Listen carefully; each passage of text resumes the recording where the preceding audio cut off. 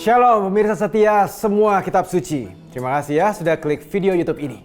Kiranya kebenaran firman Tuhan yang disampaikan bisa menerangi kehidupan saudara dan memampukan saudara berbagi kebenaran ini kepada kerabat, sahabat, dan komunitas saudara. Jangan lupa ya, berkat Tuhan jangan sampai disimpan sendiri. Ayo klik tombol subscribe dan like, dan share video ini sebanyak-banyaknya ke orang yang kamu kenal. Tuhan Yesus memberkati.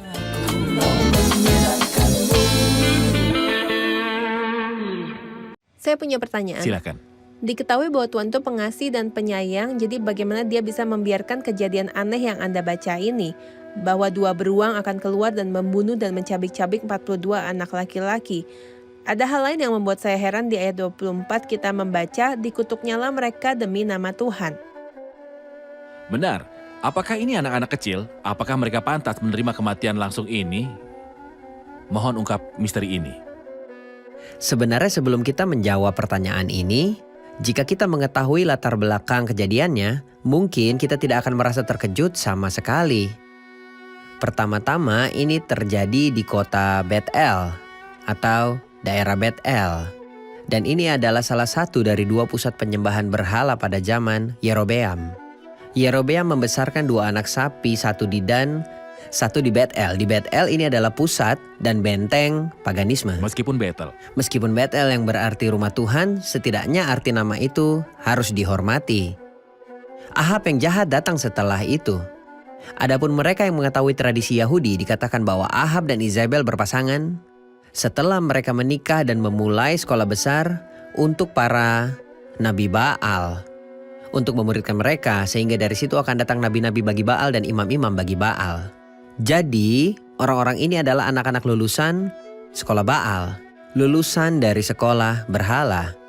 Hal ketiga bahwa kata yang diterjemahkan anak-anak di sini adalah kata Ibrani yang tidak menentukan usia, tetapi itu menentukan rentang waktu dalam kehidupan seseorang. Jadi mereka belum tentu anak kecil. Ya, demikian. Kata yang sama ini disebutkan kepada Yusuf ketika dia berusia 17 tahun.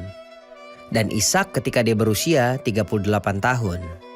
Dan Benyamin ketika dia pergi ke Mesir dengan saudara-saudaranya untuk menemui Yusuf.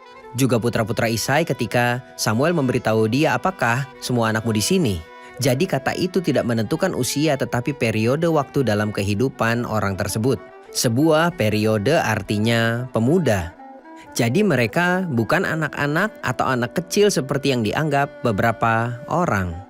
Kata ini menentukan usia tanggung jawab, jadi mereka mengerti apa yang mereka lakukan. Perlu kita ketahui bahwa para pemuda ini mengolok-olok 2 buah hal yang sangat penting. Yang pertama adalah tentang kenaikan Elia. Mereka menolaknya dan mengolok-olok dan berkata, jika Elia benar-benar naik, tunjukkan kepada kami bagaimana engkau akan naik seperti dia.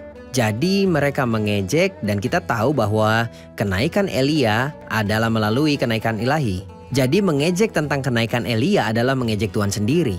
Dan ini sangat-sangat serius. Yang kedua yang dicemooh oleh mereka adalah ketika mereka berkata kepada abdi Allah Elisa, naiklah botak, naiklah botak. Seolah-olah mereka menganggapnya najis, seolah-olah dia penderita kusta. Mereka ingin menolaknya, tetapi najis itu benar-benar ada di dalam diri mereka.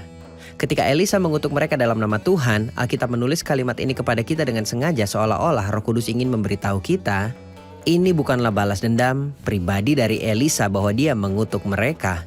Tetapi Elisa menyampaikan penghakiman ini melalui Tuhan yang memegang kendali dan yang memiliki segala otoritas. Dia menyerahkan mereka pada penghakiman Tuhan. Tepat, dia menyerahkan mereka pada penghakiman Tuhan dan kedua beruang mencabik mereka. Mencabik mereka tidak berarti memakan mereka, tetapi mereka memberi mereka masa-masa sulit dan melukai mereka menurut terjemahan Ibrani. Sahabat Pijar TV, Shalom, apa kabar? Terima kasih sudah menjadi sahabat dan menjadi pemirsa setia program-program Pijar TV. Kami sungguh rindu agar saudara bukan saja diberkati dengan menyaksikan program-program ini, tapi juga dapat berinteraksi dengan kami untuk berdiskusi dan bahkan didoakan melalui WhatsApp dan telepon yang tertera di layar kaca ini.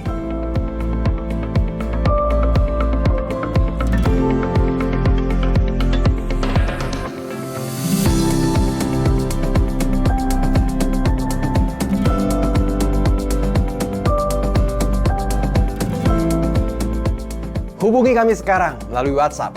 Tim Respon Pijar TV siap untuk melayani saudara. God bless you.